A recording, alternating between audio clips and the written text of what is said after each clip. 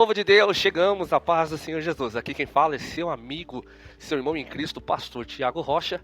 E hoje nós estamos iniciando uma CPO, um curso preparatório para obreiros, uma capacitação para obreiros. Hoje nós estamos aqui na Assembleia de Deus, Ministério Catedral das Nações, na congregação da Vila Magine. É o lugar onde Deus preparou para nós estarmos ministrando essa aula, tá bom? E hoje eu quero convidar você, meu amigo e minha amiga, a se inscrever no nosso canal. Toda vez que você se inscreve, que você compartilha o nosso canal, que você ativa aqui o sininho para receber as notificações, você ajuda na propagação do Evangelho de Deus que é pregado aqui através desse canal. Se você for ver aí, nós temos muitos vídeos, podcasts, lives, transmissões de cultos, mensagens, pregações que veio do coração de Deus para o seu coração.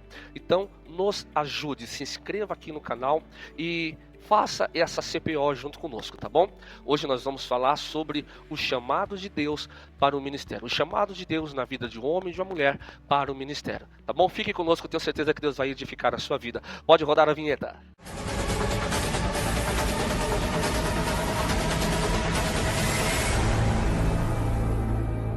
É isso aí, povo de Deus. Então vamos para a nossa primeira aula. Hoje, nesta CPO, nós vamos falar sobre o chamado de Deus para o ministério. O chamado de Deus na vida de um homem, o chamado de Deus na vida de uma mulher. Vamos iniciar com um texto bíblico. Primeira carta de Pedro, no capítulo 4, e no versículo de número 10, que diz assim: cada um exerça o dom que recebeu para servir aos outros, administrando fielmente a graça de Deus em suas múltiplas formas. Aí esse texto na carta de Pedro que vai servir de base para essa nossa primeira aula. Meus amados irmãos e irmãs, eu não sei se você já é obreiro, ou se está estudando, se preparando para ser um obreiro, ou se tem um desejo no seu coração de servir a Deus no ministério.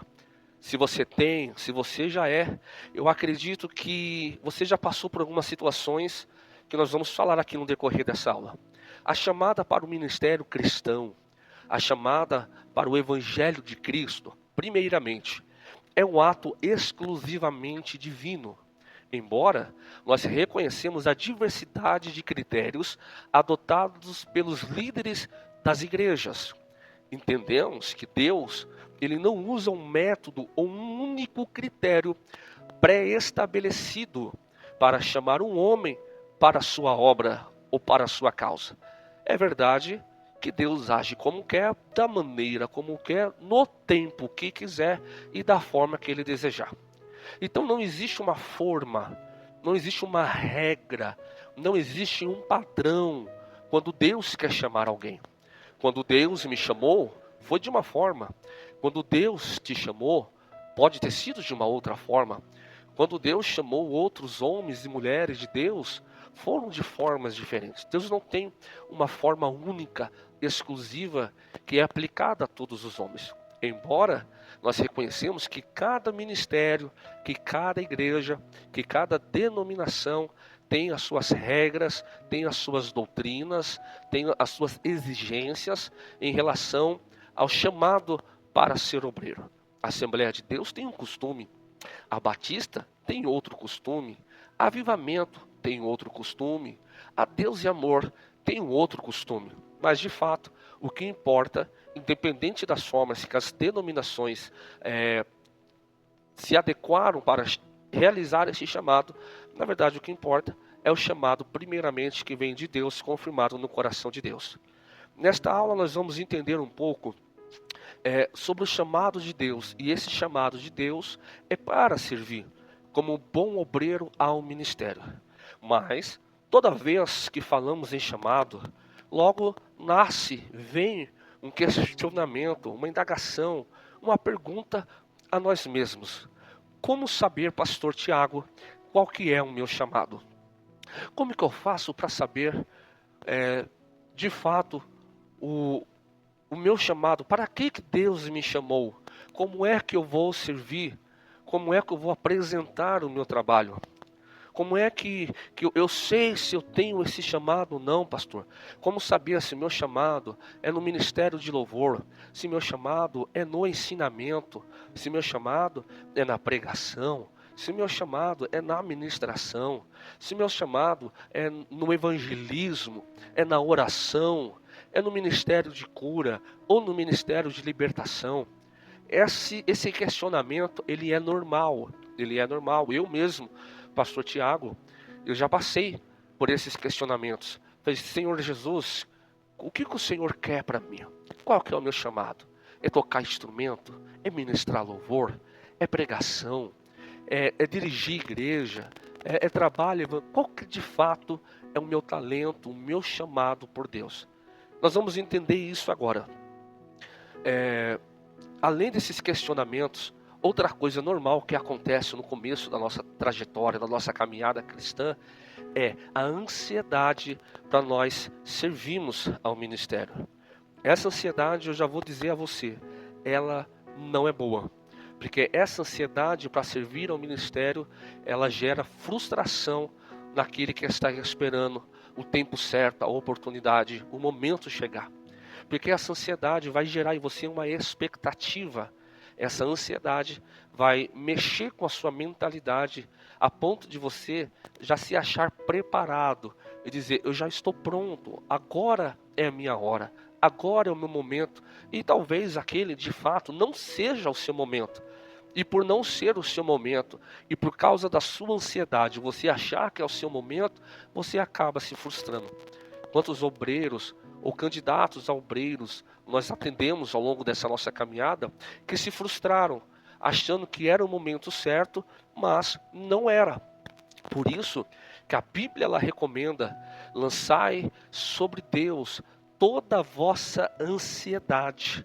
Como diz o salmista, conversar com a nossa própria alma e diz: aquieta-te, minha alma, porque na hora certa vai acontecer e vai ser bênção para a sua vida. Então não esteja ansioso. Talvez você pense que essa ansiedade é uma coisa boa. Pastor, é uma ansiedade porque eu já quero servir.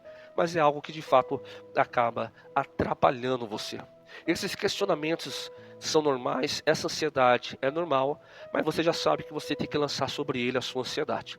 Então vamos ver à luz da Bíblia como funciona esse chamado de Deus e as questões de tempo para o desenvolvimento ministerial.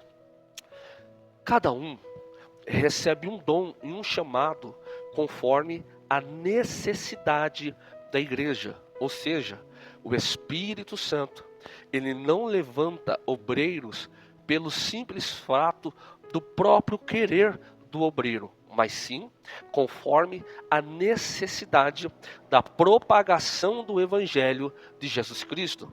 Então, ou seja, não basta apenas você querer ser obreiro aonde você congrega, aonde você é membro. O fato apenas de você desejar, o fato apenas de você querer, já não te habilita a servir como obreiro no ministério. O que pesa não é o seu desejo de servir, mas sim a necessidade da obra, a necessidade do ministério, a necessidade da igreja que está naquele momento necessitando de obreiros. Então Deus, o Espírito Santo, não levanta um enumerado alto de obreiros para ficar encostado só para dizer que é obreiros. Não. O Espírito Santo, ele levanta conforme a necessidade da obra. Então esse chamado do Espírito Santo, esse chamado de Deus para o ministério daquele a qual Deus já tem escolhido, conforme a necessidade da sua obra, primeiro será confirmada no coração de Deus. O desejo vai vir de Deus, a iniciativa vai nascer de Deus. Depois que Deus já tem um desejo de levantar você como obreiro, esse desejo vai acender no seu coração. Aí sim, virá vontade de servir, porque o ministério já nasceu no coração de Deus. Depois, já nasceu no seu coração. Pastor, agora ok, estou habilitado já para ser obreiro? Ainda não. Depois de nascer no coração de Deus, depois do desejo brotar em seu coração, depois de ele acender em você uma chama, um desejo de servir ao reino com mais intensidade, nós vamos ver daqui a pouco que ainda falta um terceiro elemento para confirmar a chamada de Deus na sua vida. Então, primeiro, nasceu no coração de Deus. Segundo, nasceu no seu coração. Agora vamos aprofundar um pouco nessa aula. Quando eu falo em servir a Deus, quando eu falo em trabalhar na obra, quando eu falo em ser obreiro na casa do Senhor, tem algumas igrejas que só tem obreiros. A nomenclatura é apenas obreiros. Algumas mais tradicionais, como aqui eu congrego, a Assembleia de Deus, já tem os seus cargos: cooperador, diácono, presbítero, evangelista e pastores. Cada um na sua função, cada um no seu trabalho, cada um debaixo de uma missão que recebeu de Deus. O problema é quando eu sei que eu tenho um chamado de Deus, quando eu sei que o desejo, a chama para trabalhar na obra já acendeu no meu coração. O problema é que muita gente já está servindo, já está trabalhando, já está efetuando o chamado, ou até mesmo está com desejo de servir, mas esqueceu do principal. E qual que é o principal? O principal é você conhecer a Deus. Infelizmente, tem muitas pessoas que estão servindo sem conhecer a Deus. Como é que pode alguém trabalhar, pregar, cantar, louvar, ministrar, evangelizar, fazer de tudo dentro do ministério, mas não conhecer a Deus? Perdão. Você acha que isso não acontece? Eu vou te mostrar na Bíblia que acontece. Primeiro livro do profeta Samuel, no capítulo 3 e no verso de número 1, diz assim: E o jovem Samuel servia ao Senhor perante Eli, e a palavra do Senhor era de muita valia naqueles dias, pois não havia visão manifesta. O primeiro livro do profeta Samuel, no capítulo 3 e no verso 1, menciona que Samuel já não é mais a criancinha que Ana entregou nas mãos do sacerdote Eli. O sacerdote Eli, que era o responsável, o pastor da igreja. Se você ler o capítulo 1 e o capítulo 2, você vai ver que Deus já conhecia Samuel, mesmo antes de Samuel nascer. Desde quando Ana orava no templo, fazia votos no templo, pedindo a Deus um filho. E Deus lhe deu um filho para Ana, curou a sua esterilidade e abençoou o seu ventre. Ana concebe e dá à luz um filho. Ana fica com esse filho por um tempo, até passar a fase da amamentação de Samuel. Depois, ela entrega o menino, ainda criança, olha esse detalhe, nas mãos do sacerdote. Então Samuel chega na igreja pequeno. Samuel chega na igreja ainda criança. E quem que vai ensinar Samuel? O sacerdote Eli. Eli vai ensinar os costumes. Eli vai ensinar a palavra. Eli vai falar sobre o Deus de Israel. Eli vai falar sobre os sacrifícios. Eli vai passar o seu conhecimento a esta criança por nome de Samuel. Já no capítulo 3, nós temos um tempo de espaço. Do capítulo 1, do capítulo 2 para o capítulo 3, o escritor diz aqui, no verso 1, que Samuel já é um jovem, já cresceu, já amadureceu, já é quase um adulto e está dentro da igreja. E o texto diz, no versículo 1, que Samuel servia ao Senhor. Ou seja, Samuel, desde pequeno, trabalha dentro da igreja, trabalha junto com o pastor, mora dentro do templo. Agora, o problema está no mesmo capítulo, no versículo 7. Primeiro livro do profeta Samuel, capítulo 3, versículo 7. Porém, Samuel ainda não conhecia ao Senhor, e ainda não lhe tinha sido manifestada a palavra do Senhor. Mas espera aí, como é que no versículo 1 Samuel serve ao Senhor? E no versículo de número 7, Samuel não conhece o Senhor que ele está servindo. A ponto de Deus chamar Samuel, Samuel, e ele não reconhecer a voz de Deus. Isto é servir sem conhecer. E o que mais nós temos, infelizmente, são pessoas que estão servindo sem conhecer. Pessoas que pregam um Deus que não conhecem, cantam sobre um Deus que não conhece, ministram sobre um Deus que não conhece, falam sobre um Deus como se o conhecesse, mas de fato ainda não o conhece. Estão servindo, mas não estão conhecendo. Olha o texto que nós lemos. Samuel foi consagrado ao Senhor desde pequeno. Foi deixado por sua mãe no templo. Cresceu aos pés do sacerdote ali. Servia ao Senhor com excelência. Tanto que agradava o Senhor. 1 Samuel 2:26. Porém, quando o Senhor o chamou, ele não reconheceu a voz daquele que o chamava. A pergunta que fazemos: como pode alguém servir sem conhecer? O bom obreiro não é somente aquele que serve, mas aquele que conhece a voz de Deus.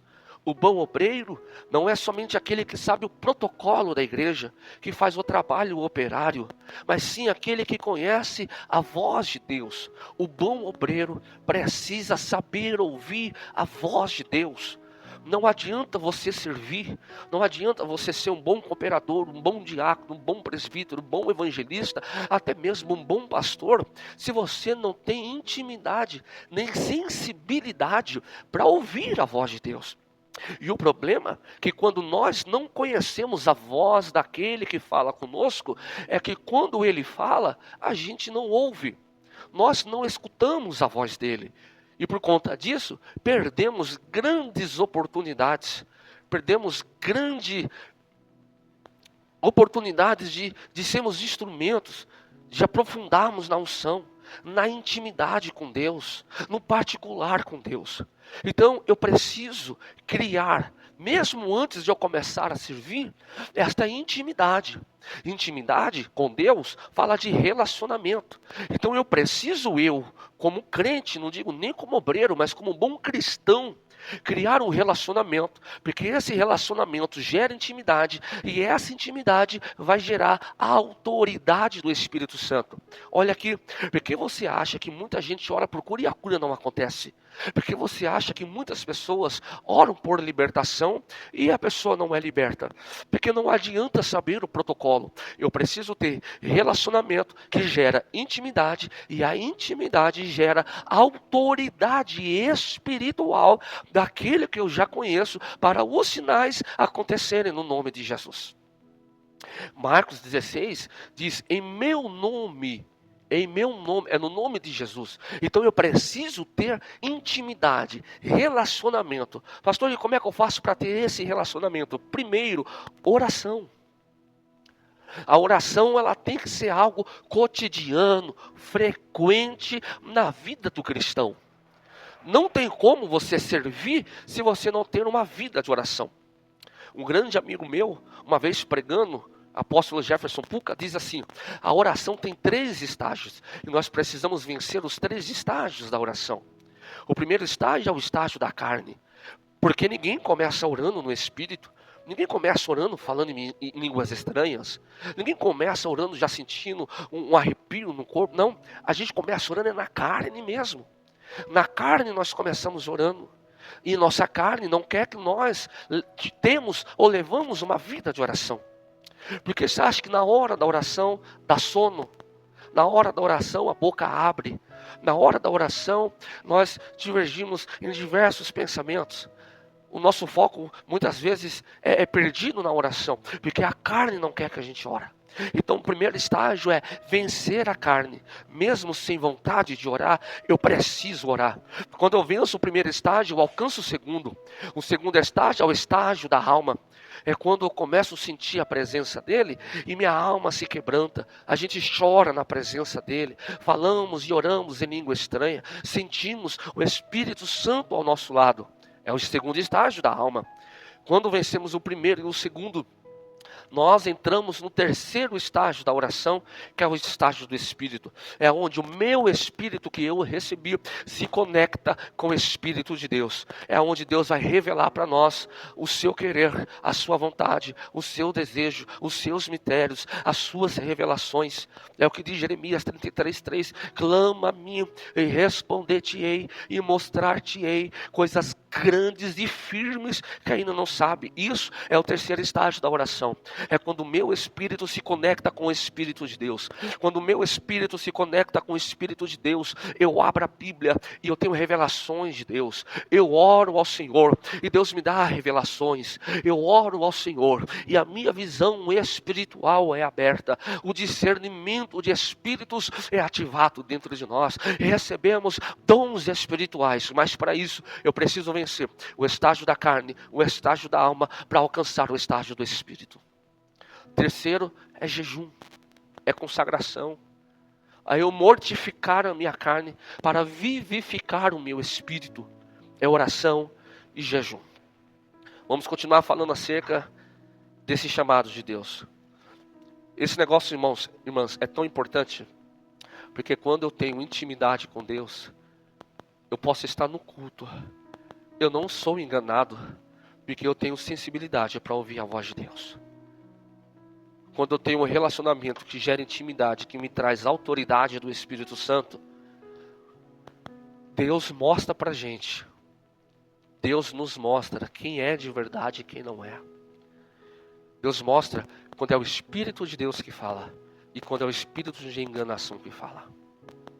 O apóstolo Paulo, quando entendeu isso, e o apóstolo Paulo orava ao Senhor, quando foi chamado por Deus, quando Ananias colocou as mãos sobre ele em Atos capítulo 9, e ele foi cheio do Espírito Santo. Vamos falar isso mais à frente. Ser cheio do Espírito Santo é revestimento de poder e capacitação para o exercício do ministério. Quando Paulo foi capacitado, e ele criou esse relacionamento que trouxe intimidade, que gerou autoridade. Quando Paulo está na Macedônia, na cidade de Filipos, depois de ter pregado na casa de Lídia, aquela vendedora de púrpura, lembra de uma jovem que acompanhava Paulo, uma jovem possessa de demônios, espíritos adivinhadores, e ela falava uma grande verdade. Se é um obreiro que não tem intimidade, nem relacionamento, nem autoridade, é enganado, porque na boca do enganador ele falava uma grande verdade. Mas Paulo, cheio do Espírito Santo, conhecendo o Deus que ele estava servindo, levanta a mão e expulsa aquele demônio que está naquela jovem e ela cai liberta. Paulo não se deixou ser enganado, porque tem muitos que vêm em nome do diabo, pregando uma verdade, falando uma verdade, estão até dentro das igrejas, oram em línguas estranhas, rodam, sapateiam, pregam bem, mas não é o Espírito de Deus que está falando.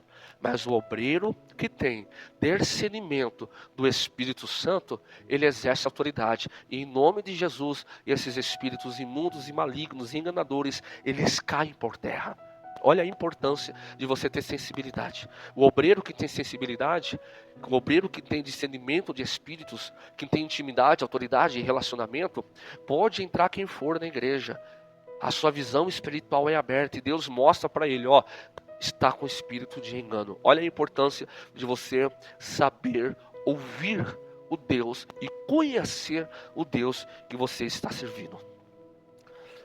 É Deus quem chama para o ministério conforme a necessidade da sua obra. Vamos ler Atos capítulo 6, do verso 1 ao verso de número 7, que diz assim: naqueles dias, crescendo o número dos discípulos, os judeus de fala grega, entre eles, queixaram-se dos judeus de fala hebraica, porque as suas viúvas estavam sendo esquecidas nas distribuições diárias de alimentos. Por isso, os 12 reuniram todos os discípulos e disseram: não é certo negligenciarmos o ministério da palavra de Deus a fim de servir as mesas. Irmãos, escolham entre vocês, ou escolham entre vós, 7 homens de bom testemunho, cheios do Espírito e de sabedoria, e passaremos a eles essa tarefa, e nós dedicaremos à oração e ao ministério da palavra. Tal proposta agradou a todos. Então, escolheram Estevão, homem cheio de fé e do Espírito Santo, além de Filipe, Prócoro, Nicanor, Timon, Pármenas e Nicolau, um convertido ao judaísmo proveniente de Antioquia, e apresentaram esses homens aos apóstolos. os quais oraram e lhe impuseram as mãos. Assim, a palavra de Deus se espalhava. Crescia rapidamente o número dos discípulos em Jerusalém. Também um grande número de sacerdotes obedecia à fé. Dá licença. Meus irmãos, esse texto que nós lemos em Atos capítulo 6, que fala acerca da igreja primitiva, foi uma das primeiras, ou se não a primeira reunião de obreiros que aconteceu. E qual foi o motivo desta reunião? O que motivou esta reunião em Atos capítulo 6? Em Atos capítulo 1 eram 120 no cenáculo. Em Atos capítulo 2, há o derramamento do Espírito Santo, o início do cumprimento da profecia de Joel 2:28. Em Atos capítulo 3, Pedro, já cheio do Espírito Santo, vai pregar a palavra e mais de 3.000 almas vão se converter ao Senhor. Em Atos capítulo 4, esse número ultrapassa 4.000. Em Atos capítulo 4 e 5, esse número, Lucas, que escreve Atos dos Apóstolos, conta mais de 5.000, ou seja, o evangelho cresceu. O nome de Cristo está sendo pregado e o cristianismo está crescendo de uma forma avassaladora. A palavra da ressurreição de Cristo, a pregação de Jesus Cristo, os sinais de curas, libertações, milagres estão atraindo pessoas e eles pregando o evangelho, o ministério cresceu, a igreja cresceu. Junto com o crescimento da igreja, cresceram alguns problemas também. Entre esses problemas está a necessidade de acompanhar aqueles que estão vindo para Jesus. Porque é dois trabalhos. Uns ganham e outros cuidam. Uns ganham para Jesus, outros vão discipular, vão ensinar, vão cuidar. Só que para os 12, esse trabalho estava sobrecarregando devido à alta demanda de pessoas que estavam se convertendo. Foi aí que começou um burburinho, e nós vimos isso lá em Atos 6:1.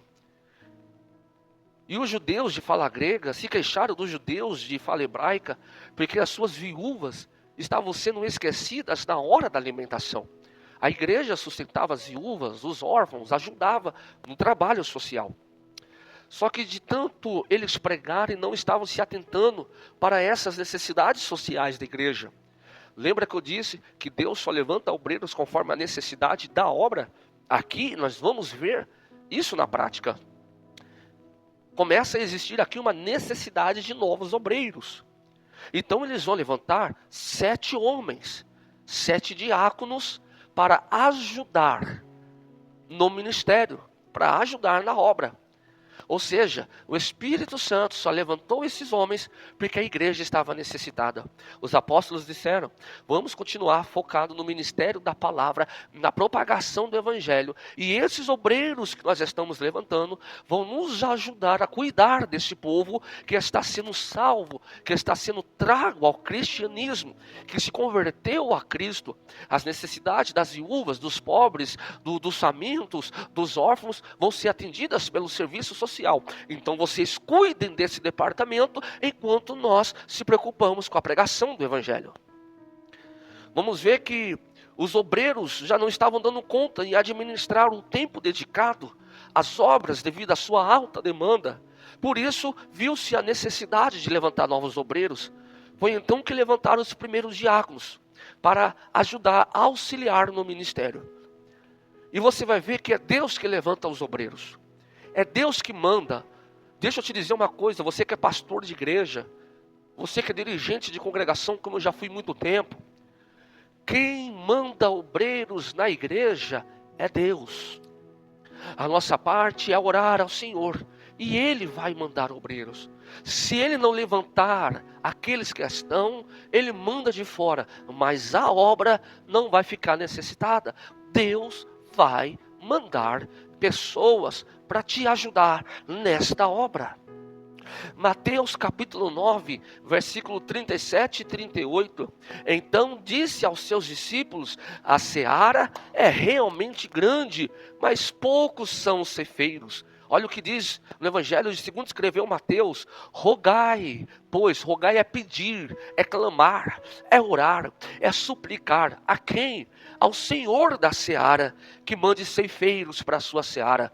Então o seu papel, pastor, o seu papel dirigente, o seu papel líder é orar a Deus, para que Ele levante, para que Ele prepare, para que Deus traga pessoas para te auxiliar no ministério. Lucas 10, versículo 1 e versículo 2 diz assim: e depois disto, designou o Senhor ainda outros 70, e mandou adiante da sua face, de 2 em 2, a todas as cidades e lugares aonde ele havia de ir, e dizia-lhes: grande é, em verdade, a seara, mas os obreiros são poucos. Rogai, pois, ao Senhor da seara, que envie obreiros para a sua seara. Olha que tanto em Mateus quanto em Lucas, nós estamos vendo que mesmo a seara sendo grande, e mesmo os obreiros sendo poucos, os ceifeiros sendo poucos, os poucos que tem, é o Senhor que está levantando. Então cuidado, cuidado ao levantar alguém que Deus não levantou. Cuidado ao separar alguém que Deus não separou ainda.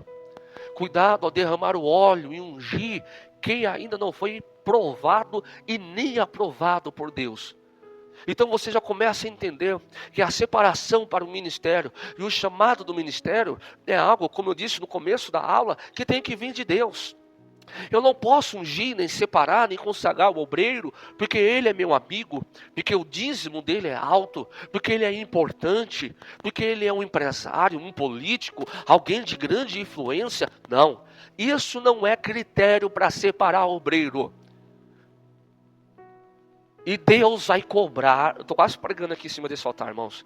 E Deus vai cobrar desses pastores e líderes que estão usando o ato de separar, de consagrar e chamar para a obra e fazendo disso uma barganha, para beneficiar as suas próprias necessidades, alimentar o seu próprio ego e inflamar o seu próprio orgulho. Separação de obreiros não é pelo valor do dízimo, separação de obreiros não é pela posição, pelo emprego, pelo carro, pela casa, pela influência, pelo número de seguidores, pela popularidade, pela fama. Nada disso é critério para se levantar obreiros. O critério que tem para se levantar obreiros, nós podemos ver em Atos capítulo 6, porque o Espírito Santo disse: vai e levantar irmãos de boa reputação e que sejam cheios do Espírito Santo, homens de fé, dedicados à oração.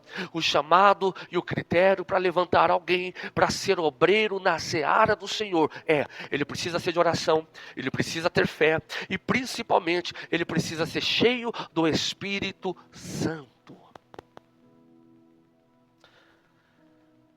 Se o desejo nasceu no coração de Deus, há uma necessidade na obra para se levantar obreiros. Deus já confirmou no seu coração, Deus já confirmou no seu coração. O que falta, pastor? Deus vai levantar os seus líderes para confirmar o chamado. Faz 22 anos esse ano que eu prego a palavra do Senhor, 22 anos. E eu errei muito no começo da minha caminhada, por causa daquela ansiedade de servir ao ministério, de crescer ministerialmente. Mas com o tempo nós vamos alcançar uma maturidade espiritual. O próprio Deus vai fazer com que nós amadurecemos. Hoje eu entendo que a maior confirmação do meu ministério, e eu amo pregar o Evangelho, eu amo pregar a palavra, eu entendo que a maior confirmação desse chamado é o próprio Deus que abre as portas para mim pregar. A partir do momento que eu tenho que me oferecer para pregar, ficar pedindo para um e para outro: lembra de mim, abre porta, agenda aberta, não se esquece de mim, ou vaso, eu quero dar um brado na sua igreja. A partir do momento que eu tenho que forçar a porta para eu pregar, já não é mais chamado de Deus. Porque se Deus realmente tem um chamado, a maior confirmação desse chamado é o próprio Deus que vai abrir as portas para a sua vida. Então, se você tem um chamado de Deus, esse chamado já nasceu no coração de Deus, já foi confirmado no seu coração, Deus vai levantar o seu pastor, Deus vai levantar o seu líder, Deus vai colocar o desejo no coração da sua liderança para separar você para servir como obreiro no ministério. Já partindo desse princípio, nós já vamos entender que esses obreiros que ficam pulando de igreja em igreja, de galho em galho, de ministério em ministério, procurando unção, consagração, separação, já não serve para ser obreiro. Ah, pastor, mas um homem está se levantando contra meu ministério. Quem é um homem para barrar o chamado de Deus na sua vida? O homem pode até não querer, mas se o desejo nasceu no coração de Deus, há uma necessidade da obra. Deus já confirmou no seu coração, mesmo o homem não querendo, Deus faz com que o homem abençoe e separe você para o ministério. Tá bom? Nós vemos aqui em Atos capítulo 6 que o crescimento foi devido ao serviço. Os obreiros já elegidos não davam conta de administrar o tempo, por isso houve a necessidade da separação para o ministério. Vamos caminhar para o final dessa aula? A chamada de Deus, a chamada vem antes da separação ou consagração ao ministério. Lembra que eu disse? Primeiro a chamada nasce no coração de Deus, depois a chamada vem no seu coração, confirmando no seu coração. Só depois que vem a confirmação, separação ou consagração do ministério. Então a chamada, ela vai nascer antes. Se a pessoa tem intenção de ser obreiro, ou quer realmente alcançar esta função, precisa primeiro ter a certeza desse chamado. E como que a gente sabe se a pessoa tem o chamado de Deus ou não? É bem simples. Quem tem chamada de Deus gosta de trabalhar na obra, mesmo sem ser separado, ungido ou consagrado. Deixa eu dizer uma coisa para você, candidato a obreiro, ou você que quer crescer no seu ministério. O seu pastor sabe quem é você. O seu líder sabe quem é você.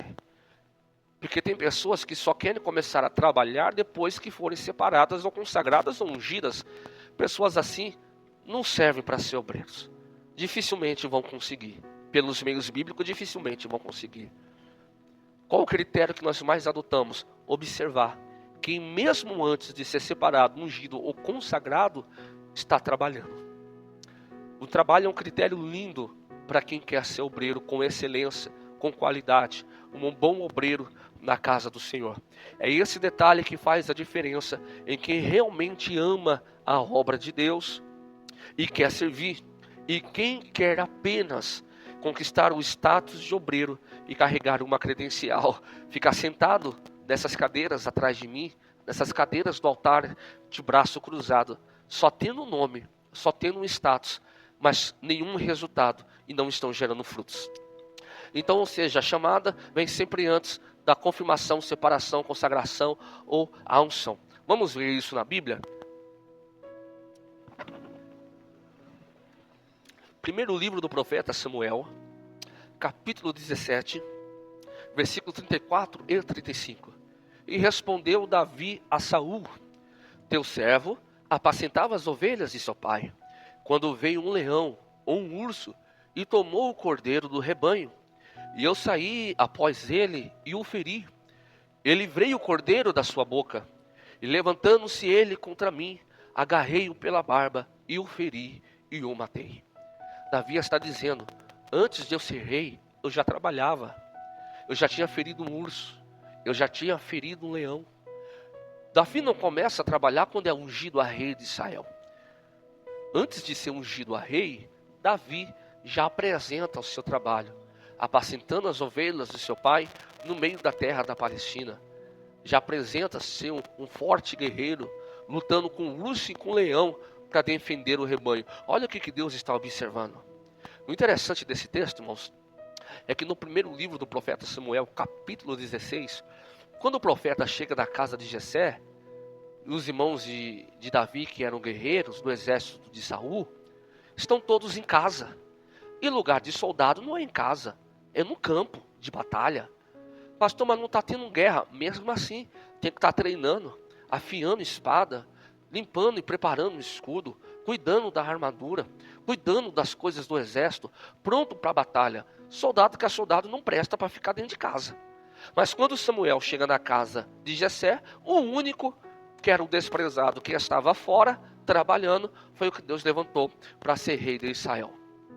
Outro fato, Eliseu também trabalhava antes de ser profeta. primeiro livro dos Reis, capítulo 19, no versículo 19 ao 21, Elias partiu dali e encontrou Eliseu, filho de Safate, trabalhando com 12 juntas de bois. Ele próprio dirigia a última junta. Elias passou perto de Eliseu e jogou um manto sobre ele. Quando Deus falou para Elias: vai lá na terra de Abel-Meloá que você vai ungir uma profeta em seu lugar.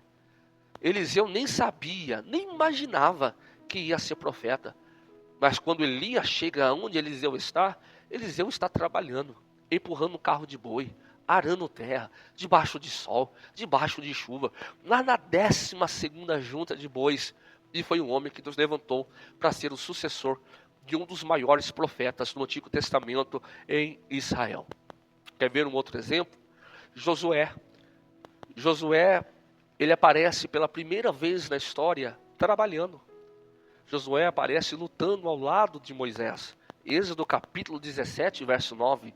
Por isso disse Moisés a Josué: escolhe os homens e sai a peleja contra Amaleque, porque amanhã eu estarei no cume, no alteiro do monte, e a vara de Deus estará na minha mão.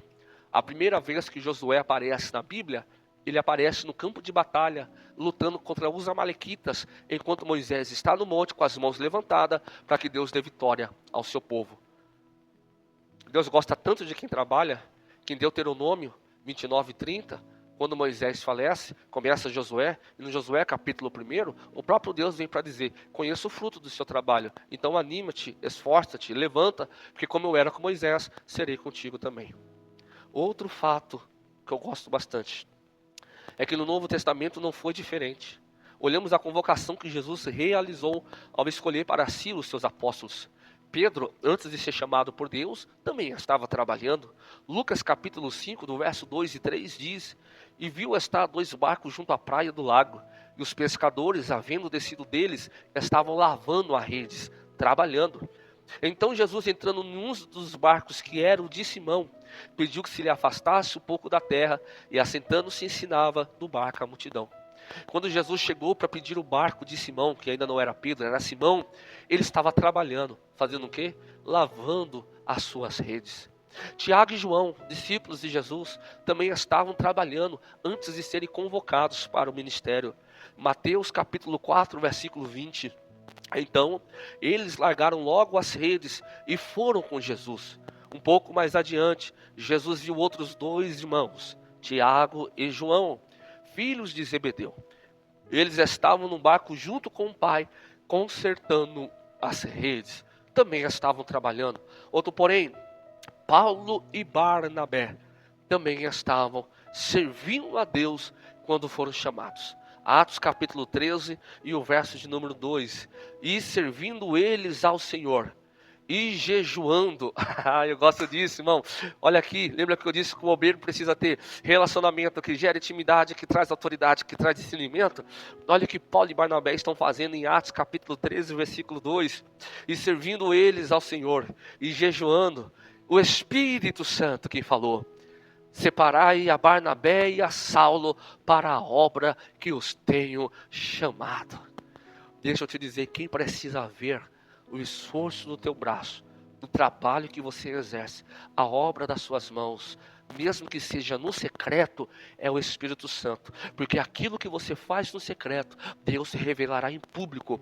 A excelência com que você exerce o seu trabalho, o amor, a dedicação, a delicadeza, o esforço e a excelência que você faz no secreto, em oração e em jejum, sem esperar reconhecimento humano, Deus revelará em público o seu chamado e o seu ministério. O Espírito Santo te levantará. Então, ainda que você não tenha sido chamado, ou ainda que você não tenha galgado posições um pouco mais elevadas, continue trabalhando. Que Provérbios 15:3 diz que os olhos do Senhor estão atentos a todos os lugares e a todos os momentos. O Senhor está vendo o trabalho das suas mãos. Glória a Jesus. Finalizando então essa primeira aula, precisamos entender que a obra de Deus, e que para a obra de Deus não basta apenas ter vontade ou desejo. Eu preciso ter atitude. Eu preciso vestir a camisa do Evangelho. Eu preciso descruzar os meus braços e começar a trabalhar, sabendo que, na hora certa, o reconhecimento virá primeiro do alto, do Espírito Santo. E quando chegar a hora de Deus te levantar, Ele vai confirmar no coração de alguém da terra para te separar, ou até mesmo derramar o óleo da unção sobre a sua cabeça. E uma vez que os céus te chamaram para uma grande obra, a nossa visão é sempre para frente e nunca mais para trás. Lucas 9,62. E Jesus lhe disse: ninguém que lança a mão do arado e olha para trás é apto para o reino de Deus. Você entendeu hoje então o que é chamado? Você entendeu o que é ser separado? Você entendeu qual que é a sua postura, a atitude que você precisa ter? É a primeira aula de uma série de 4 ou 5 aulas que nós vamos ter aqui sobre capacitação para obreiros, curso preparatório para obreiros. Então seja um obreiro com excelência. Se você já exerce com cargo, exerça com excelência. Honre o seu pastor. Vista a camisa do Evangelho e principalmente vista a camisa da sua igreja. Você quer saber uma das maiores características de um bom obreiro? Vamos voltar lá em Atos capítulo 6. É que quando elegeram os 7 diáconos para servir ao ministério, houve um crescimento na igreja. Houve um crescimento no ministério. Aí eu te pergunto, você que é obreiro, você está servindo para o crescimento do teu ministério? Ou você está servindo para puxar mais ainda para baixo a igreja que você serve? Você é um obreiro que luta lado a lado com o seu pastor? Ou você é um obreiro que fala mal da sua liderança? Você é um obreiro que está somando junto com o ministério, com a igreja, com os chamados de Deus? Ou você é alguém que está subtraindo, servindo de impedimento, servindo de tropeço, servindo de atraso para o ministério? Você é um obreiro que o seu pastor pode contar com você? Ou você é um obreiro que nunca está disposto a servir a Deus nem ao seu pastor? Você é um obreiro que maneja bem a palavra do Senhor, que estuda minuciosamente, que come da palavra, que come do rolo e está preparado para o que precisar? Ou você é aquele obreiro que só lê a Bíblia no culto quando tem a devocional e a hora da palavra? Você é um obreiro que ora pelo seu ministério, para que Deus abençoe e fortaleça o seu pastor, para que Deus envie obreiros com excelência, para que Deus converta pessoas dentro desse ministério, para que Deus honre a igreja que você está servindo? Você é uma pessoa que ora pedindo pelo avivamento, pelo Espírito Santo, pelo batismo, pelos sinais dentro da igreja que você serve? Ou você é um obreiro que nem vida de oração você tem? Que tipo de obreiro é você? De que forma que você tem servido? De que forma que você tem trabalhado? De que forma você está gerando resultados? Ou será que você não está gerando resultado? João capítulo 15, verso 16 diz: não foste vós que me escolhestes, mas fui eu que escolhi a vós, e vos dei um nome, para que vades e deis fruto, e o vosso fruto permaneça. Aí eu te pergunto, já que Deus te escolheu para ser obreiro, te chamou, te deu um nome, você está gerando frutos? E o fruto que você está gerando está permanecendo de pé? Faça essa reflexão ao final dessa aula. Que tipo de obreiro você é? Como você tem se portado? Qual que é a sua postura? O que as pessoas falam ao seu respeito? Isso importa, nós vamos ver na próxima aula. O que pensam? Você é referência como obreiro na sua igreja? Você é referência como obreiro na sua casa? Você é referência como obreiro no bairro onde você mora? Que tipo de obreiro você está sendo? Pense e reflita. Vamos orar? Senhor, meu Deus e meu Pai, eu quero te agradecer por esta primeira aula, Senhor, dessa série de 4 a 5 aulas, desse curso preparatório para obreiros. Senhor Deus, nos ajude a sermos obreiros melhores na sua seara. Nos ajude a vivermos uma vida de oração, uma vida de jejum, uma vida de santificação, a vestirmos a camisa do Evangelho. Ah, Senhor Deus, nos ajude, nos perdoa pelas nossas falhas, pela nossa má vontade, nos perdoa pelos nossos erros, Senhor.